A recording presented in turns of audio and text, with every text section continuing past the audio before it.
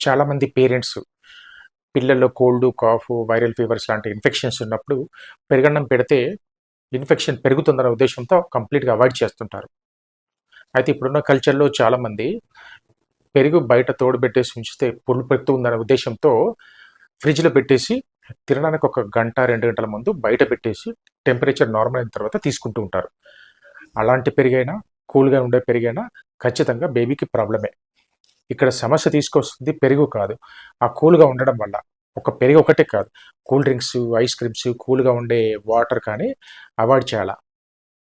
మామూలుగా పెరుగులో ఉండే ప్రోబయోటిక్స్ మన గట్ హెల్త్‌కి చాలా మంచిది.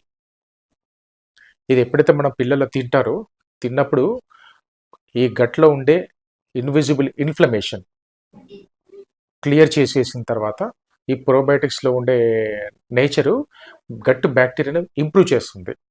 సో దట్ మనం తీసుకున్న ఫుడ్‌లో ఉండే న్యూట్రియంట్స్ ప్రాపర్‌గా బాడీకి అబ్జర్బ్ అయిపోయి జనరల్ మెటబాలిజం ఇంప్రూవ్ కావడానికి, ఇమ్యూనిటీ పెరగడానికి బాగా పనికొస్తుంది. కాబట్టి మీ పిల్లల్లో కోల్డ్, కాఫ్ ఉన్నా కూడాను శుభ్రంగా పెరుగన్నం తినిపించొచ్చు.